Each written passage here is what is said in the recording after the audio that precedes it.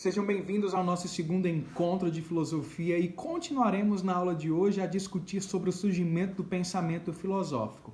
E com ele nós iremos destacar três grandes filósofos lá da antiguidade: Parmênides, Heráclito e Sócrates. E vamos discutir o que eles pensavam, o que eles colocavam em questão no surgimento do raciocínio filosófico. E toda a discussão de hoje, ela dá início lá na página 16 adiante. Então se liga porque a aula vai começar. E nós iremos começar com a ideia desses dois grandes filósofos lá da antiguidade, Heráclito e Parmênides. E ambos irão discutir sobre a ideia do ser e do devir a ser. E nós iremos começar com a ideia de Heráclito. E Heráclito ele afirmava que a multiplicidade, o movimento e a contradição estavam presentes em todas as coisas. Para ele não existia a ideia do ser, mas o devir, aquilo que estava para ser, para acontecer. Para ele seria inútil buscar algo fixo, algo uno, algo imutável, porque constantemente tudo está nesse processo de mudança, de transformação. Nada é estável, tudo se transforma. Logo, a unidade, o uno, não poderia jamais ser o centro do conhecimento, o centro das discussões filosóficas. Deveria-se assim buscar algo seguro, mas o uno de forma nenhuma. Porque nós vamos perceber que existe uma multiplicidade, uma diversidade, uma contradição entre a realidade. E aí Heráclito ele valorizou o aspecto racional do conhecimento, mostrando que caberia à razão revelar a verdadeira identidade das coisas, corrigindo assim a falsa ideia de imobilidade e estabilidade daquilo que é móvel e instável. E aí Parmênides ele vai contrapor justamente toda essa ideia levantada por Heráclito. Ele vai dizer o seguinte: o nosso alvo, o nosso estudo não é o devir, não. É o ser, é o que está acontecendo, porque ele é algo uno, ele é algo imutável. É dele que emana todas as outras coisas. Por isso que nós precisamos assegurar o conhecimento em algo que não é contraditório, em algo que não é passageiro, mas algo estável, permanente. E é justamente a ideia do princípio de não contradição, porque algo contrário para Parmênides jamais pode coexistir. Só existe aquilo que não apresenta uma contradição, ou seja, algo perfeito, algo uno, algo imutável, algo duradouro. E aí ele vai dizer, e ser bem ferrenho nessa ideia, que toda mudança é uma mera opinião, é uma mera falácia, é algo irreal. É uma impressão ou uma ilusão dos próprios sentidos. E aí, após a abordagem e a contribuição desses dois filósofos, Heráclito e Parmênides, você é convidado a estar realizando na página seguinte as questões propostas que irão refletir sobre a ideia dos dois filósofos, tá? Então é muito fácil, muito simples, é só você retornar aos vídeos anteriores para que você possa estar solucionando essas questões, tendo em vista o pensamento de Heráclito e Parmênides. E aí, depois de você ter solucionado a problemática levantada em questão, você é convidado agora a discutir um pouquinho sobre o pensamento do nosso terceiro e último filósofo do dia, que é Sócrates. E aí, a partir de Sócrates, nós vamos ver que a filosofia ela começa a ganhar um outro rumo. Na aula anterior, falei para vocês que o primeiro aspecto abordado pela filosofia é a cosmologia. Lembrem-se que a cosmologia busca entender a origem do próprio universo. Pois bem, a partir de agora, com Sócrates, nós iremos ver a filosofia ganhar um outro rumo. Deixa-se de pensar um pouquinho na origem do universo e passa-se agora a buscar entender alguém que é fantástico, o próprio homem. Então, o centro da discussão filosófica a partir de Sócrates será o próprio homem. Por isso que passa-se a ser de cosmologia para antropologia, ou seja, o homem no centro do universo. E aí, quais as questões que seriam levantadas pelos filósofos a partir de Sócrates? Vou ler o fragmento que está aqui no próprio texto de vocês, tá? Na página 17. Sua identidade e origem, suas angústias, seus desejos e os seus deveres. Então, todas essas questões ligadas ao homem, a filosofia buscará encontrar respostas.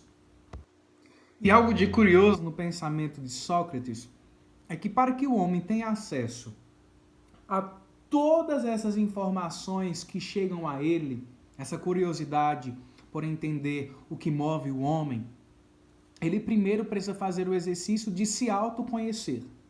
Por isso aquela ilustre frase discutida por Sócrates, o conhece-te a ti mesmo.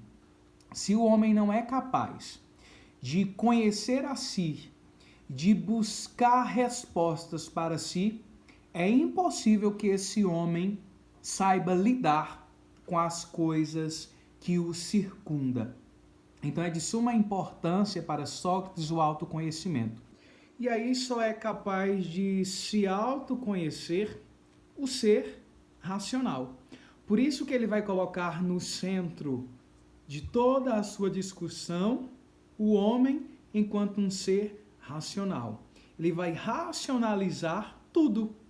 Então, o foco da filosofia passa agora a ser o homem que é capaz de pensar as suas escolhas, as suas ações, como indivíduo que se autoconhece, permitindo assim conhecer tudo aquilo que está à sua volta. E falar de Sócrates é falar da dialética socrática. E o que é a dialética socrática? Lá na página 20, nós iremos nos deparar justamente com essa temática. E vai nos dizer assim o livro de vocês. Me permitam retirar o fragmento do texto, que se encontra na página 20, tá? Sócrates fazia do diálogo um instrumento de investigação e busca pela verdade. Então, Sócrates, ele buscava, ele almejava essa verdade. Verdade essa do qual ele buscava anunciar por meio da sua oratória, por meio da sua retórica impecável. E aí, se utilizando da sua dialética, ele buscava levar os indivíduos a uma obtenção de ideias claras e legítimas sobre as coisas, rompendo assim os limites da ignorância. Então, Sócrates, de fato, queria fazer com que o homem se utilizasse da sua capacidade, que é uma capacidade inata ao homem, a razão. O homem, por natureza, é um ser racional. E é justamente com essa razão que ele quer fazer com que os indivíduos se desprendam de toda a ignorância, de toda a obscuridade por falta de verdade. E aí Sócrates acreditava que era justamente por meio da dialética, por meio dessa troca, por meio desse diálogo, que a verdade ela ia se estabelecer, que ela brotaria, porque a verdade reside no próprio homem. E aí Sócrates acreditava no poder, literalmente, da fala. E era justamente essa fala que conduzia o homem à essência do ser ético, a conhecer o bem e a justiça. E a última informação, acredito eu, que é de importante levarmos em consideração, é que Sócrates ele vai contrapor aos sofistas. Porque os sofistas eles estão ligados mais a um conhecimento que provém dos sentidos, da mera especulação. E aí Sócrates ele vai discordar com isso, porque se nós estamos valorizando a razão, então o conhecimento ele precisava ser atestado por essa razão. Razão essa que não há espaço para a dúvida, para o duvidoso, para o ilusório. E os sentidos em si, eles não trazem exatidão. Por isso aí que vai acontecer um grande conflito entre Sócrates e os sofistas. Sócrates, o homem da razão.